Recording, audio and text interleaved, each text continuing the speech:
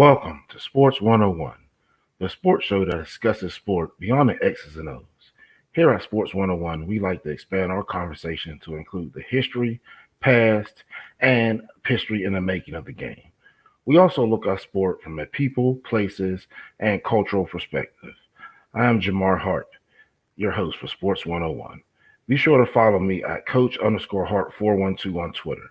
Also, please get social with Sports 101 and the rest of SportsZone Chicago shows on Twitter at SportsZone CHI, Facebook at SportsZone Chicago, and Instagram at SportsZone Chicago. Remember, SportsZone Chicago is a sports talk app, the number one sports talk app of its kind. Please subscribe. You can listen to my show and others throughout the app. Keep up with breaking sports news. Remember, if you can't catch it live, please subscribe to the YouTube channel.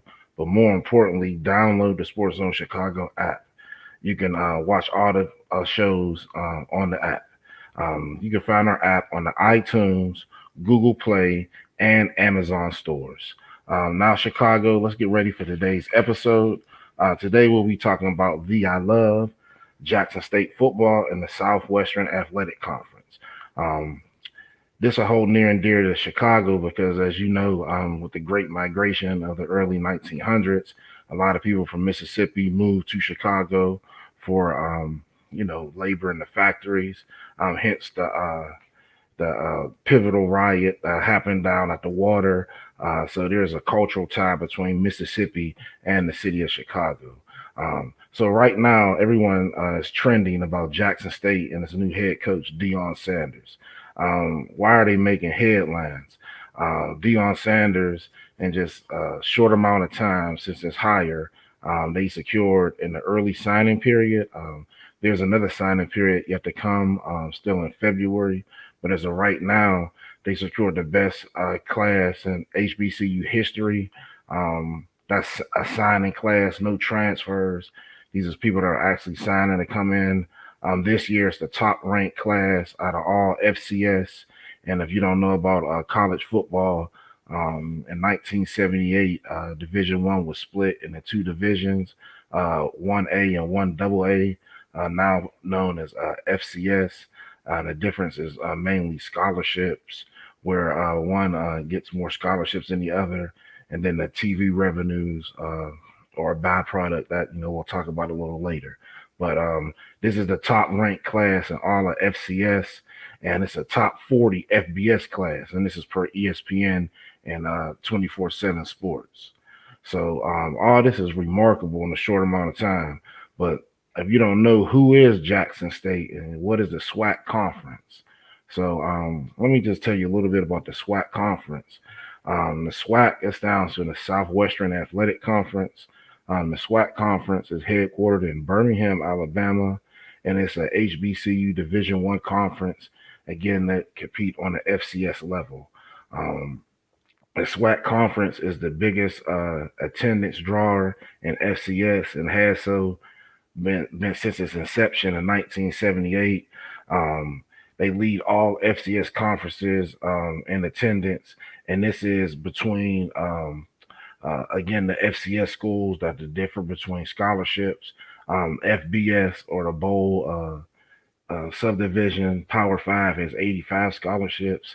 The FCS has 63. Now there's 13 conferences that compete in the FCS, and there's 125 teams. Out of those 13 conferences, two conferences are predominantly black or field historically black colleges and universities. That would be the Southwestern Athletic Conference and the Mid-Eastern Athletic Conference. The Mid-Eastern Athletic Conference is home to teams such as North Carolina Central University, Hampton, Howard. We'll talk about that a little later.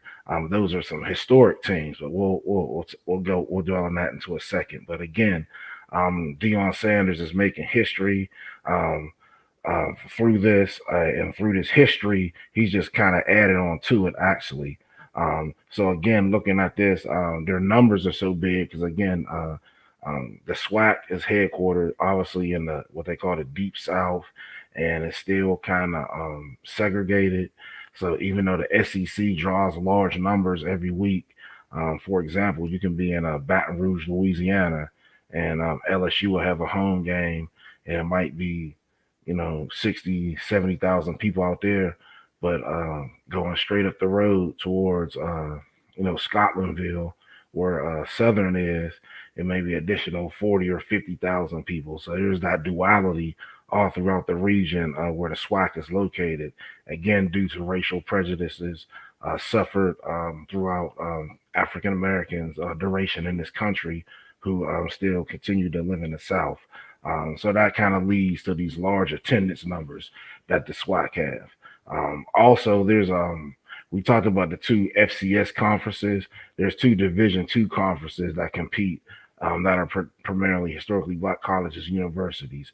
That is the Southern Intercollegiate Athletic Conference, or the SIAC, with home what houses teams such as Morehouse, Tuskegee, Clark Atlanta, Albany State, etc.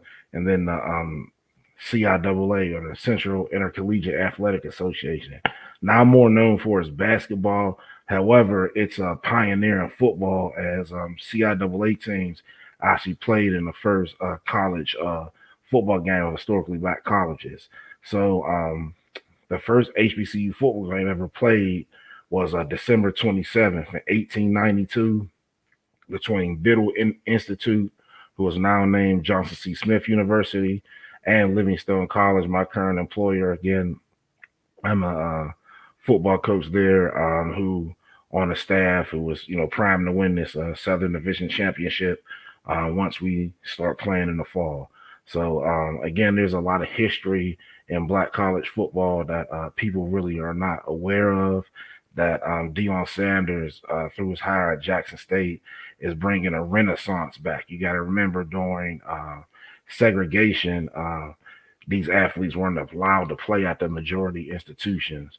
So at the times when Army and Navy and the Ivy League schools were ranked number one, the service academies, Notre Dame, is often said, even by Bear Bryant himself, who didn't get any black players until Randall Cunningham's older brother, Sam Cunningham, and his USC team came through and scorched Alabama pretty bad. He was often noted to say he wouldn't play Alabama A&M or Grambling or teams like that because they were just too big and fast and physical. So there's a disparity, and a lot of great football was going on at this time. But again, due to racial prejudices and media, a lot of people weren't getting the information on this. Now let's talk about the history of the SWAC conference. Now, the SWAC conference, it was started in 1920, and if we look at history, that's not too far after the Civil War. You can say about 65 years, and at this time, the United States was going through a reconstruction. So in this reconstruction, a lot of churches started small colleges, and and their intent was, to teach people and give them skills, but it was, through the church, and it wasn't state sanctioned or funded. So as these small college institutions begin to grow and get larger male populations, they wanted to do just like the Ivy Leagues and other conferences that have regulated, sports, instead of having their boys get together and, play with street agents, off campus, unregulated. And the money that was made, even if it was charging a nickel to get into the game or a penny, that was funds that would go to this fledgling, religious based institution that wasn't getting any other support without donations through the church Sundays, or just people interested in that type of philanthropy.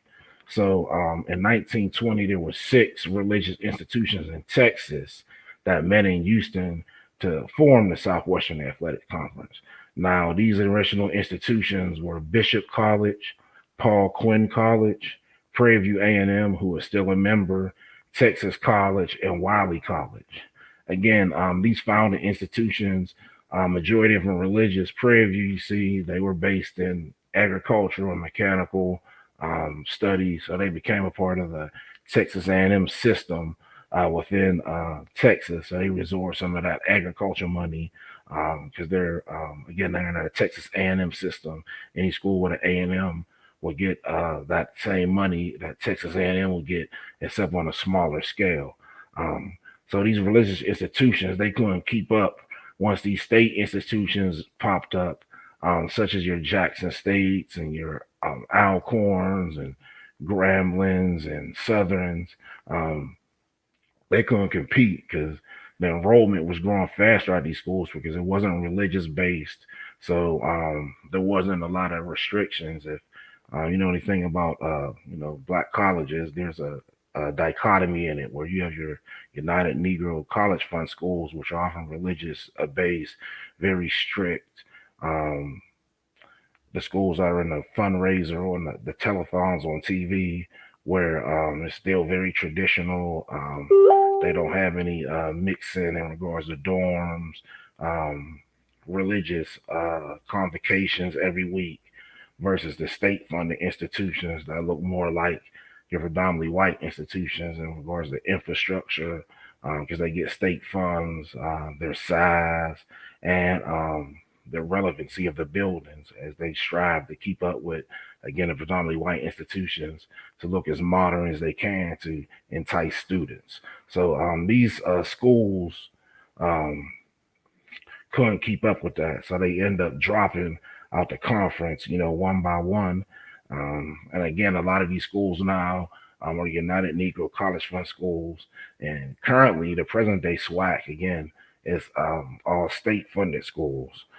Paul Quinn was the first original member to leave in 1929, and as the 1930s hit and Reconstruction, a lot of money was coming again from presidential orders and just trying to reconstruct the South. But more importantly, you have to remember there's a lot of senators like Strong Thurman who were very opposed to this. So they would rather give a lot of money to these state schools like Jackson State or Alabama State to let them grow instead of having people go to Alabama or Ole Miss or Mississippi State. So it was actually a good time for these schools because they were growing, and that's when you saw the development of these larger schools that compete in the Southwestern Athletic Conference and the MEAC. So Southern University entered in 1934, Arkansas Pine Bluff in 1936, and then you start to see an influx of more state-funded schools to the present-day SWAC.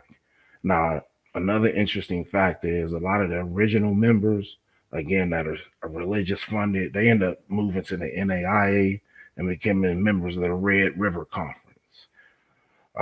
Instead of the FCS playoffs, the MEAC and SWAC currently compete in a $1 million game. It's the Celebration Bowl. It's the first bowl game of the season. It's usually played on ABC. This game is in jeopardy of folding again to the different conference changes. If you're not in tune with HBCU news, the MEAC has been shaken up with a lot of recent departures. Hampton and North Carolina A&T have left for the Big South Conference, and Bethune-Cookman and Florida A&M have left for the SWAC. So that's four major schools leaving in a short amount of time, and no one to take their place. So this game, this $1 million game, is in jeopardy.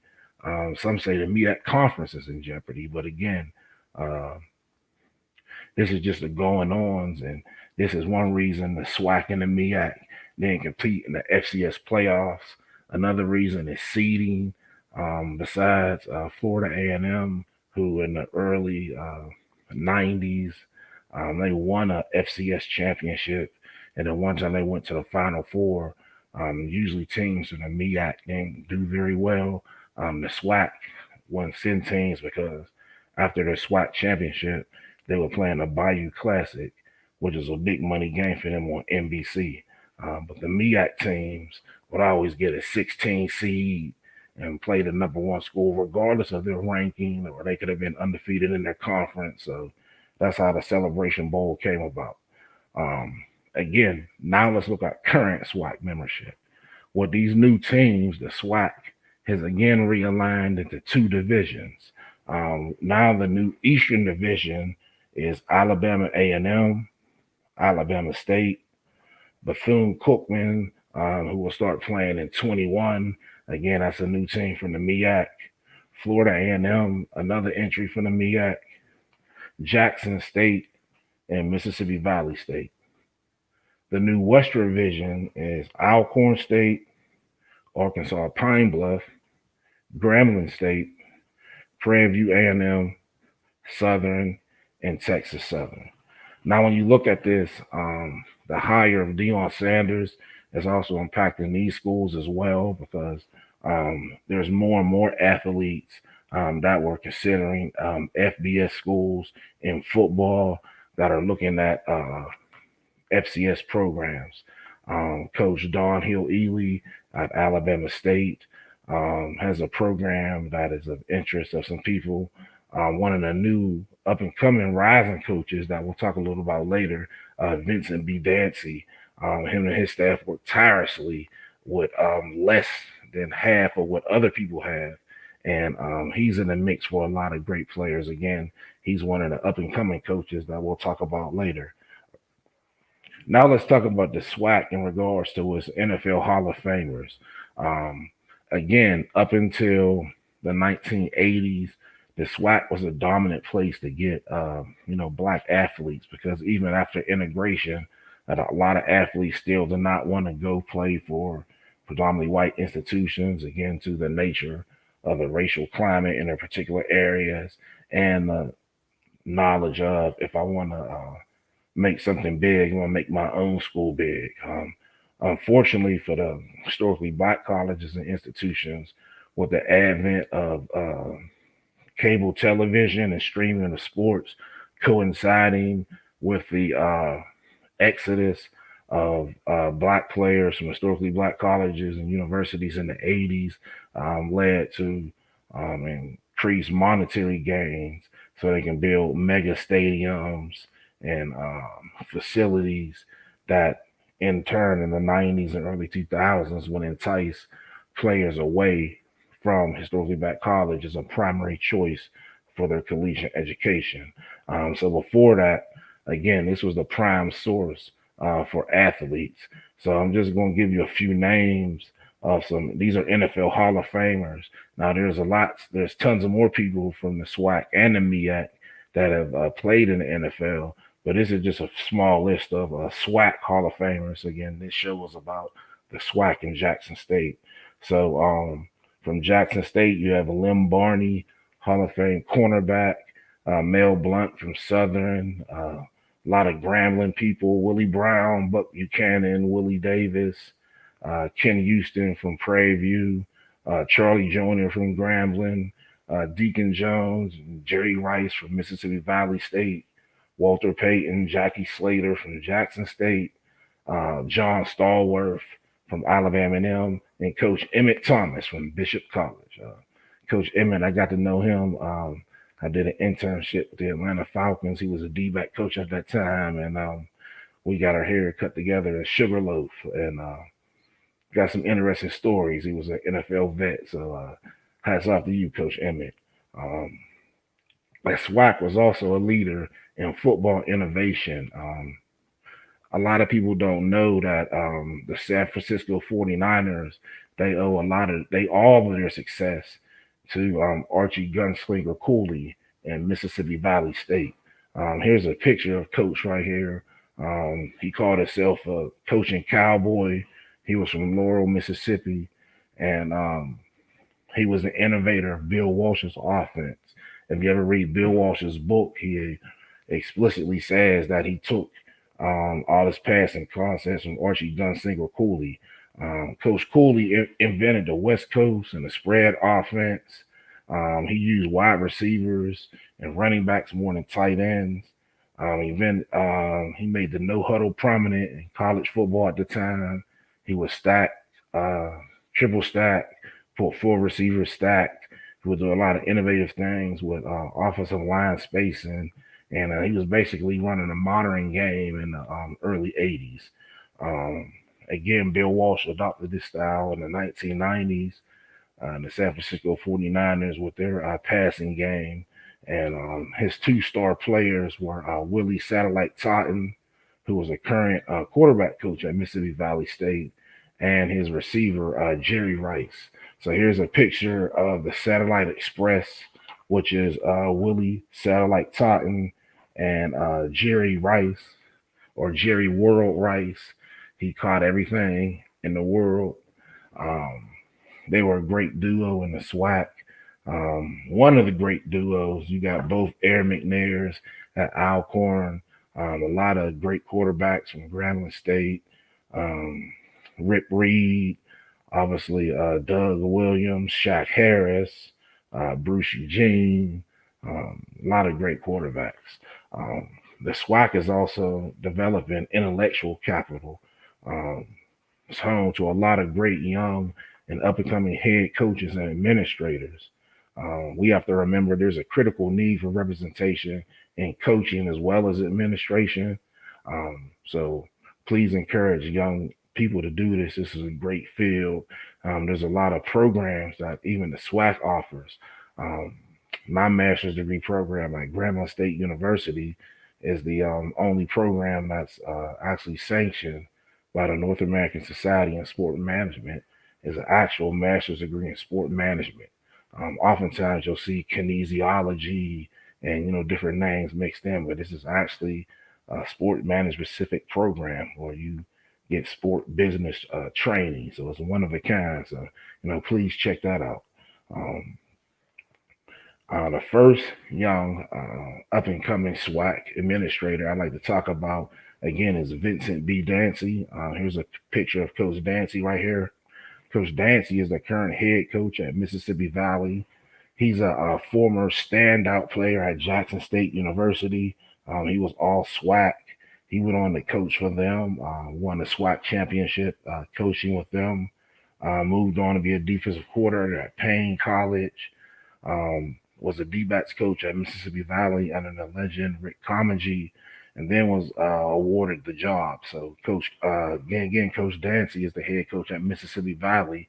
Due to his location and new status, Mississippi Valley just became an institution in the SWAC. It's the youngest institution, I believe, in the late 80s.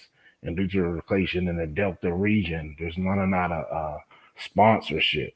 So they operate on half the budget that the other SWAC schools have. So Coach Dancy, on his budget, he still has revitalized the team, has changed them around to being competitive all the games that he had. So again, please remember the cultural ties between Mississippi and Chicago. And if you're thinking about going to college, consider Jackson State or Mississippi Valley or any school in the SWAC or MEAC by that chance. The next one I would like to um, highlight is Dr. Jason Cable. Dr. Cable was an alumni of Alcorn State University. Currently, he's the senior associate commissioner of the Southwestern Athletic Conference. He's a former Division I basketball player at Alcorn State. Then he started coaching. He moved into compliance and started with the Southwestern Athletic Conference. He completed his degree, his PhD in higher education from Jackson State, and has been very influential in the SWAC in regards to us moving forward in the future. He's instituted a lot of media streaming and technology advances to help the SWAC kind of coincide with the larger conferences. And again, with the addition of Deion Sanders, there's current deals in the works in regards to television and radio opportunities, not just for Jackson State football, but other sports on Jackson State's campus and other SWAC institutions. With a big draw like this, it'll be media coverage every week. And not only Jackson State will reap the benefits, but each team that it plays as well. So Dr. Cable has been instrumental in this. Again, Coach Vincent B. Dancy and Dr. Jason Cable are two up-and-coming young administrators in the SWAC. So please research them and support them in any way that you can. Let's take a quick break, and when we come back, we'll kind of dive into more what Jackson State is doing right now on the recruiting trail. this renaissance that we're seeing that that Deion Sanders is inducing is very powerful and is indicative to the mindset of this current generation of student athletes. So we'll talk a little about that when we get back. So please stay tuned to Sports 101. I'm Jamar Harp, your host, and we'll be right back.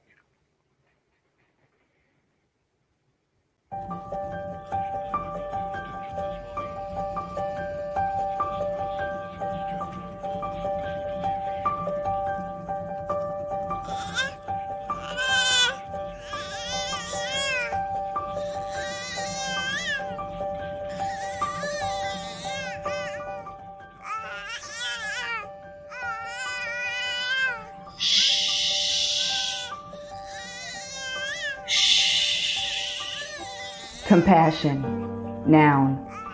Sympathetic pity and concern for the sufferings or misfortunes of others.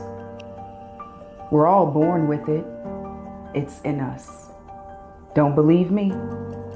When you hear a baby cry, something pulls at you. You want to ease that pain. You want to soothe that hurt. No one had to teach you that. It's called compassion, and it's in you. However, at some point you turned it off when it came to me. Me.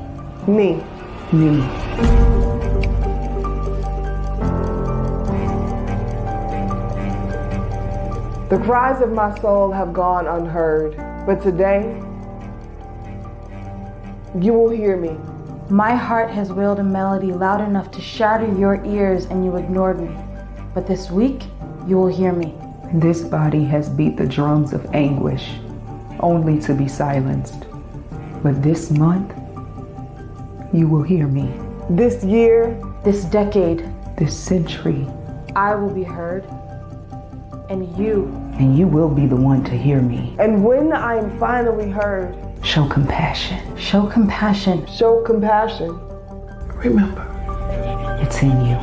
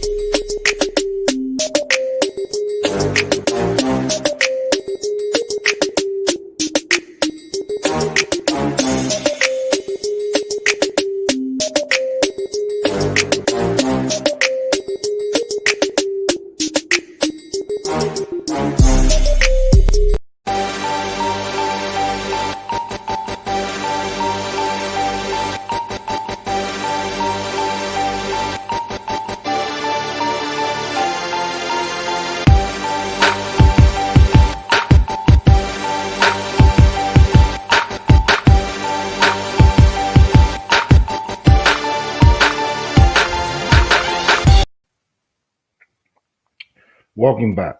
I'm Jamar Harp, and this is Sports 101, the sports show that discusses sport beyond the X's and O's. Again, we look at the game from a people, places, and cultural perspective. We also like to look at sport through a historical lens, from the past, present, and also things that are going to happen in the future. Again, please get social with my show as well as the litany of others on SportsZone Chicago while following us on Twitter at SportsZone CHI, Facebook at SportsZone Chicago, and Instagram at SportsZone Chicago. More importantly, you can subscribe to our YouTube channel, search SportsZone Chicago, but please download the app. Again, SportsZone Chicago is a Black-owned sports talk radio app that produces a variety of shows that we want to take nationwide. You can find SportsZone Chicago on the iTunes, Google Play, and Amazon stores.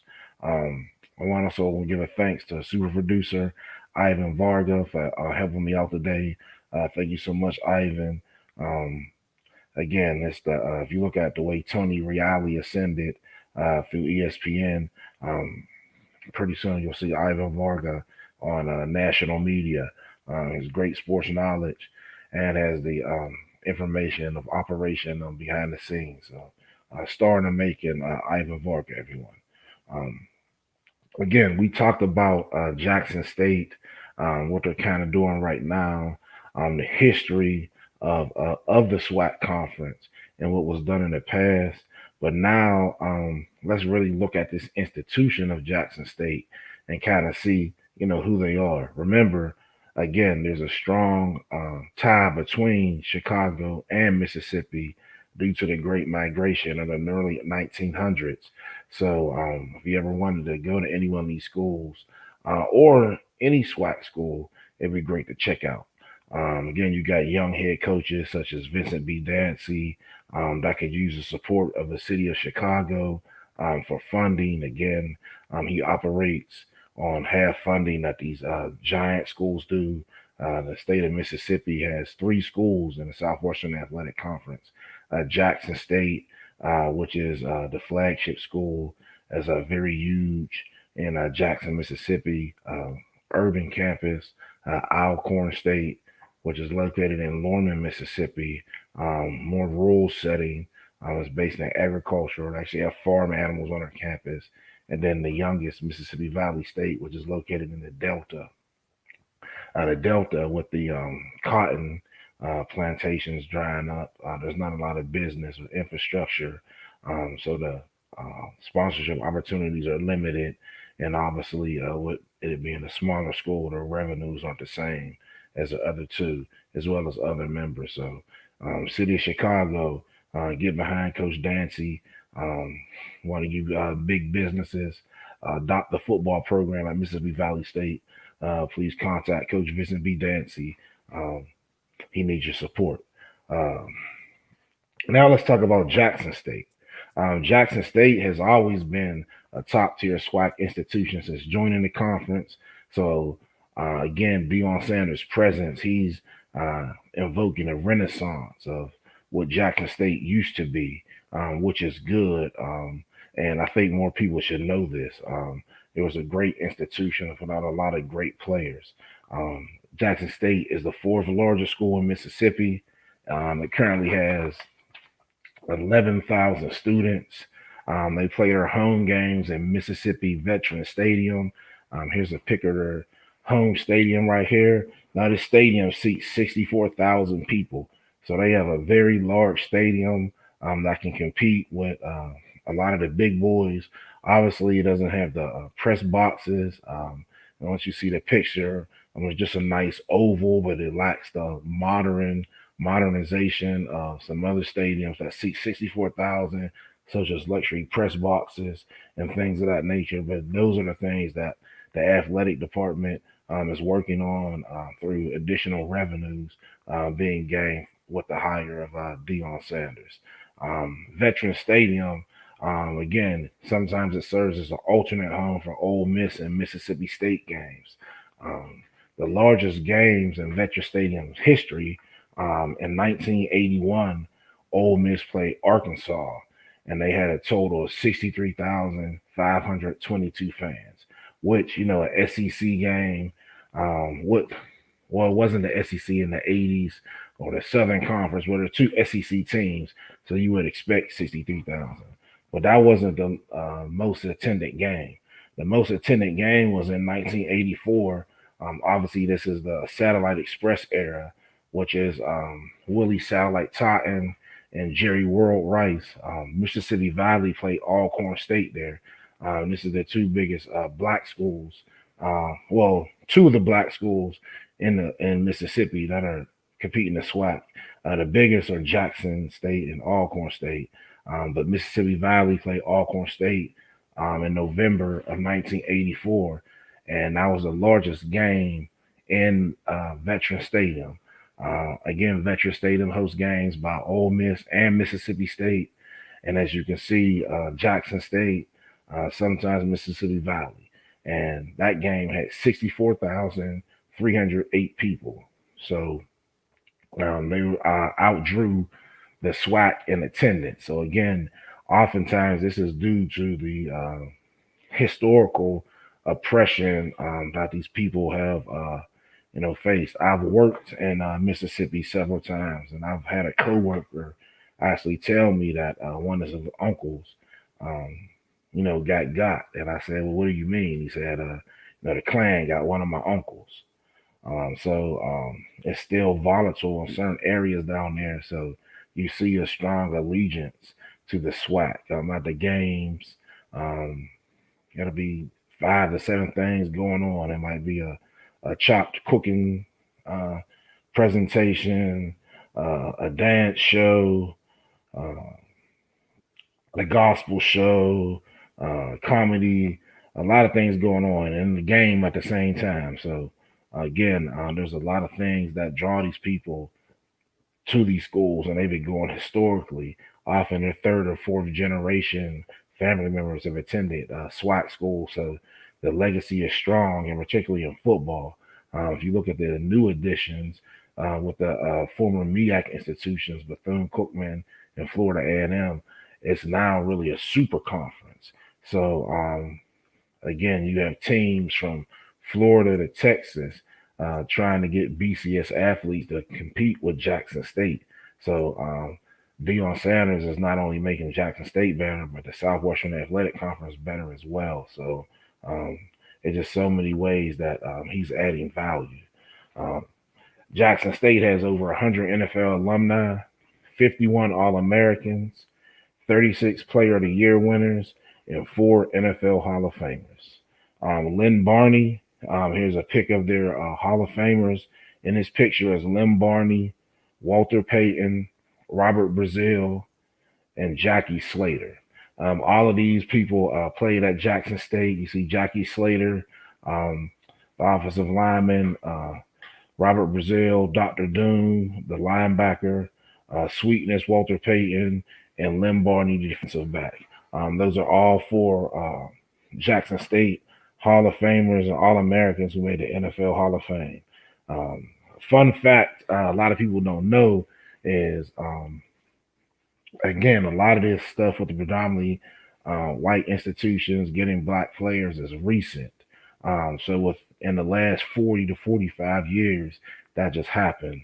How do we know this? Because if we look at the 1975 NFL draft and the top 10 picks, that's the first 10 picks in the first round, 1 through 10, it was 5 players took from the Southwestern Athletic Conference. Um, 1 player from Grambling State, and then the number 4 pick, Walter Payton. He went to the Chicago Bears. And his teammate, Dr. Doom, Walter Brazile, went number 6 to the Houston Oilers. So this was Jackson State in 1975. They had more people on that team go to the NFL that year, but they had 2 players drafted in the top 10. So this is the legacy that Deion Sanders is coming into. And he's telling his players that, and he's telling not only his players, but black athletes nationwide. Oftentimes, this has resonated with so many other people, but with the notoriety of Deion Sanders, saying that black athletes have made these other schools millions of dollars. Why are they making the black schools millions of dollars? And then with this, again, social media and this racial intense time where you see so many unharmed killings of people of African descent by, state and city sanctioned police. Um, Nothing happened in regards to punishment. You see a lot of the young kids who play basketball starting this trend. So the football players are doing it as well. So kudos to all you coaches in the SWAC, Coach Don Hill, Coach Odom, Coach Vincent B. Dancy, um, all the coaches in the SWAC and MEAC who are actively opening up and going after these players who wouldn't be at these BCS institutions prior to the 1970s. So again, that's very impactful to have two players picked in the top 10 in one NFL draft. Obviously, after 1975, there was a few here and there, but from 1975 and earlier, that was common to see black college players taken in the top five. Jackson State, they also have 29 members uh, in the NFL Hall of Fame. Or excuse me, there's 29 members in the NFL Hall of Fame from all historically black colleges. So you can see the impact that they had. Dion, or Coach Prime, as he's being called, one of his new quotes is saying that there's been 100 people in Jackson State's history that went to the NFL. He wants to have 100 in his tenure. So he's putting the emphasis on getting, as he calls it, Sunday players, which rightfully so. Um, Again, these institutions were the only institutions you can go to. So the Grambling States, the Jackson States, the MEAC institutions, um, they were dominant because if all the black athletes were there, then the Alabamas and the LSUs were like Ivy League schools and they couldn't compete. So just think if all the black athletes at Ole Miss and Mississippi State, which some are signing with Dion, all of them left and went to Jackson State, Alcorn State, and Mississippi Valley. Mississippi State and Ole Miss won't be able to compete. So again, he's doing something monumental, and it's a complete paradigm shift, going back to what it originally was, with the black players playing at historically black institutions. Um, Now let's talk about Coach Prime.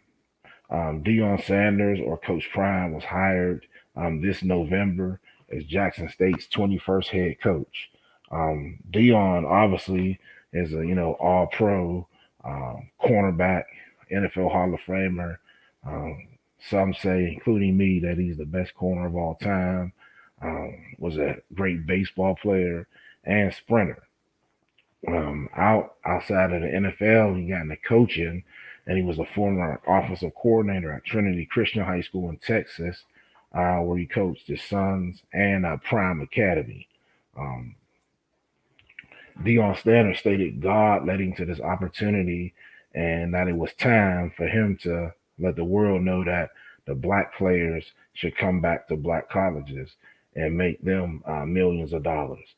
Um, his goal was to get the best athletes to attend historically black colleges and universities, and his moniker is he wants to recruit dogs that can play on Sunday. So to have a historically black college coach on the FCS level, remember the FCS is considered um, bottom tier Division One. So when you look at your favorite SEC team, their first three games of the season um, will be against the quote unquote bottom feeder teams per se, or FCS teams, so they can get their mesh going, just get a warm up, get different players in the game. Sometimes this comes to bite the teams, where the FCS team will beat the Division One team. So we saw that with Louisiana Monroe. They beat I think they beat LSU or Alabama one time. Obviously, Michigan losing to Appalachian State, and then more recently, North Carolina A&T has beaten East Carolina and UNLV with Kalen Newton, Cam's younger brother, a few years ago. Was able to upset UNLV at home under there's another up and coming coach, Brennan Marion, the inventor of the go-go offense. So again, Dion said that that's his calling to bring black kids back to black colleges.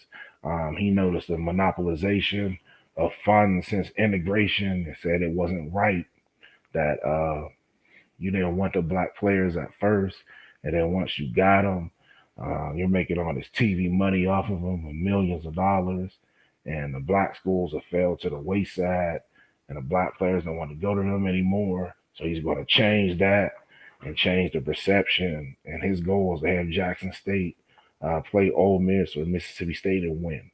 Um, Again, the HBCUs were top in football in all sports prior to integration. Dion, he's assembled a staff with over 40 years of NFL experience, and their whole goal and sole purpose is to get these players that BCS players would get and change the culture of collegiate athletics and make the historically black colleges top again. Now let's talk about his signing class. Now, the NCAA, they've recently instituted an early signing period.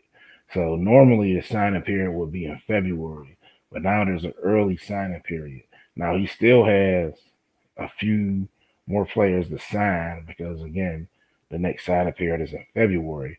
But as of right now, he is the best class in HBCU football ever, the top ranked FCS class. And again, we talked about the difference between FCS and FBS. And if it was an FBS school, Jackson State class would be top 40, and this is per ESPN and 24/7 Sports. So far, he's secured transfers from Florida State, University of Southern California, South Carolina, Missouri, and Florida International. He's also signed the number one JUCO player. He played at Lackawanna Junior College. He's from Pennsylvania. He had originally committed to Georgia. So think of this: on signing day, you usually see the SEC schools flipping students from one SEC school to another. Um, Jackson State and the SWAC, which is FCS, came in on Saturday and stole a recruit from the University of Georgia, the number one JUCO player in the country. So that's definitely monumental. They also signed a four-star player. Now, if you know anything about rankings, they rank the players, the highest is 5 stars. So a four-star player is definitely SEC material. And his son is a four-star quarterback, had committed to, Florida International and switched and signed with his dad at Jackson State. He also got his other son to transfer from South Carolina, who started at safety. Again, all the players they signed in the early signing period had offers from Power Five schools and turned down SEC schools to attend Jackson State. So, what is his impact on college football? Let's look at FCS victories over Power Five schools. Again, we can look at the App State victory over Michigan. Um, we talked about North Carolina A&T and East Carolina, as well as Howard and UNLV. Um, Again, due to funding, the HBCU FCS schools operate on smaller budgets than other FCS schools. So it's even more special when they beat an FCS program. So what do I mean by that? So if we look at our top FCS schools, you could say James Madison, your Townsends, Jacksonville State, North Dakota State. They're a major funded source in their area. So they get funding similar to an FBS school. Whereas the FCS schools that are HBCUs, that's a double niche area. They're FCS and they're predominantly black. So they're not getting the same funding in regards to marketing and resources as other FCS schools.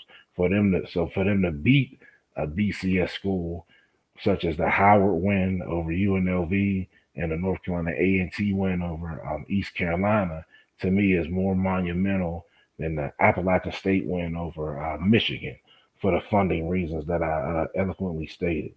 Um, to this and to the players that he's signing, he's recently posted asking for BCS teams to consider playing Jackson State. Why did he do this? Remember, when these teams on the FCS level beat a BCS team, it's hard for them to get any more games with them. So your James Madisons or North Dakota States, people don't really want to play them because they have a great chance of losing. So since they've won a few games, I know James Madison beat UNC Chapel Hill a few years back. These are top echelon FCS teams. Uh, It's hard for them to get games. So with his recruiting class, Coach Prime is anticipating that. So he's asking BCS teams to play him now. And he actually said in the future, if his bowl games and teams cancel, please consider Jackson State because he wants to have the best recruiting class in the nation. So he wants to be, um, if you look at signing day, the number one class was Alabama. His goal was to be the number one class in all of football. So to do that, he basically saying that Alabama does it by recruiting the best, black athletes. So we can do the same thing, and I can offer them something different with a culture that's their own on campus and more people that look like them in regards to mentorship off the football field. That's one of my head coach, Sean Gilbert's main thing. So that's helped the Livingstone College recruit um, on an unparalleled level to other CIAA schools, which leads me to believe that we will win the Southern Division and be in the CIAA championship next year. So again, having someone that's out there saying this with this new generation of kids that are social media savvy. They see what's going on. They see athletes saying, I'm playing for this school and I'm not getting paid and they're making millions off of me. And they're starting to develop a more racial pride that other groups or ethnic groups in this country have and that we've been lacking in the African community for a myriad of reasons. But one is thinking the ice is colder on the other side and always wanting to be a part of something when people tell you no. Again, in previous shows, we talked about uh, Negro League Baseball and with Jackie Robinson going, the league folded. Instead of we're going to keep playing these teams and eventually all our teams will be folded into Major League Baseball. And look what happened now. Major League Baseball, through efforts through the Josh Gibson Foundation, have recognized all Negro League players as Major League players. So even though it happened posthumously, if they would have had the foresight while they were living, not to fall for the banana in the tailpipe, i.e., the integration model where you lose all economic power. I think they would have been integrated entirely into the major leagues. Um, Again, uh, this increased cultural awareness and economic education wants these players to make millions of money, millions of dollars for schools that represent them. Now, I'd like to give you my final thoughts. Again, integration has weakened the African community in America, and particularly through business, education, and more importantly, athletics. I remember in 1979, Howard Schnellenberger lost to Florida A&M when he was head coach at the University of Miami. For him to create the U, he had to take players from Florida A&M and Bethune-Cookman and other SWAC and MEAC schools to go to the University of Miami. Modern athletes see that they can be successful the same way they were at Miami's and these Oklahomas and Florida States and Alabamas.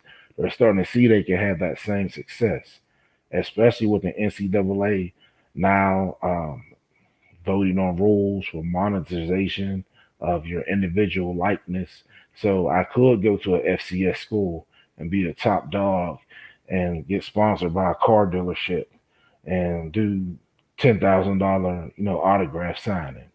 So that would make it more attractive. Um, I do know that these big schools are um, taking advantage of me through resources, and I see all these stories. So why not give a chance to the schools that were dominant and or my schools or my home schools originally? Um, Again, we have to see with a past success and want to emulate what happened in the past. Marty McFly went back to the future to improve his present. So by going back to historically black colleges and universities, we will improve our present in regards to cultural awareness, pride of these black institutions winning, and as Coach Prime wants to beat SEC schools, and knowing that this is your product and it's been around for you for a long time, and now that it's tops, why not choose it over another culture's educational institution? We need to see our next class of Michael Strahans, Shannon Sharps, Jerry Rice's, Mel Blunts come through the SWAC with these young head coaches like Vincent B. Dancy, um, Coach Donald Hill Ely, Coach Odom, all these young black coaches that have great teaching ideas similar to Archie Cooley, and let this intellectual capital flow through its own community.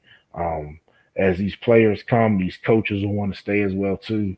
So, Coach Prime, this is a holistic effect, and please keep it up. Thank you for tuning in for this week's episode of Sports Only One. Again, I'm your host, Jamar Harp.